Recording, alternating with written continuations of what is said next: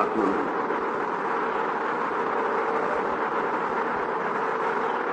सुना है मैंने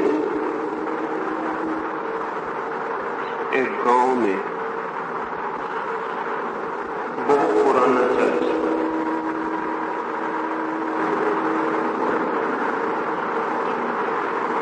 वो चर्च इतना पुराना था कि आज गिरेगा या कल कहना मुश्किल था।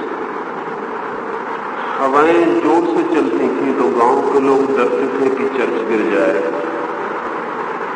आकाश में बादल आते थे तो गांव के लोग डरते थे कि चर्च गिर जाए। उस चर्च में प्रार्थना करने वाले लोगों ने प्रार्थना करनी बंद कर दी थी। चर्च के संरक्षक, चर्च के ट्रस्टियों ने एक बैठक बुलाई, क्योंकि चर्च में लोगों ने आना बंद कर दिया था और तब विचार करना जरूरी हो गया था कि चर्च नया बनाया जाए। वे ट्रस्टी भी चर्च के बाहर ही मिले।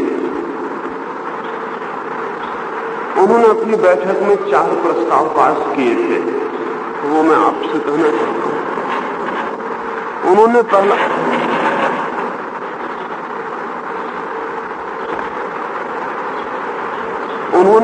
प्रस्ताव किया कि बहुत दुख की बात है कि पुराना चर्च हमें बदलना पड़ेगा।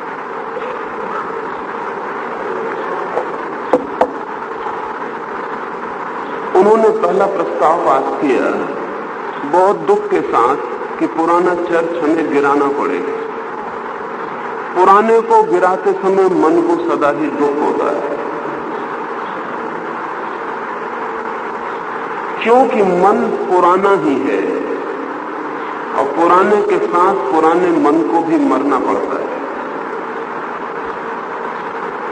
उन्होंने दूसरा प्रस्ताव पास किया कि पुराने चर्च की जगह हम एक नया चर्च बनाने का निर्णय करते हैं। जैसा पुराने को गिराने का दुख से निर्णय किया, वैसे ही नए को बनाने का भी दुख से निर्णय किया, क्योंकि नया बनाने के लिए पहले आदमी को स्वयं भी नया होना पड़ता है। पुराने में जीना सुविधापूर्ण है, कन्वीनियंट है। नए में जीना खतरे से खाली नहीं।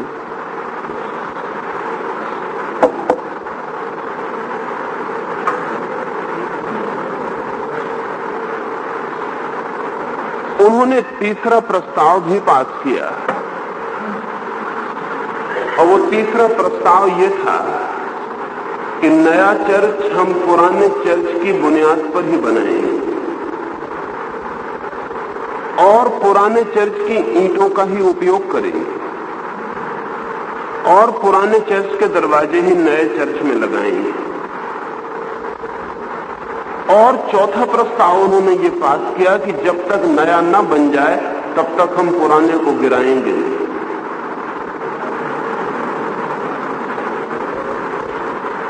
और चारों प्रस्ताव सर्व स्वीकृति से पास हो गए।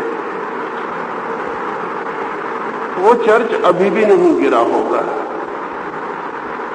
क्योंकि जो भी ऐसा सोचता है कि नए को बनाने के पहले पुराने को गिराएंगे नहीं, वो न नए को बना पाता है न पुराने को गिरा पाता है।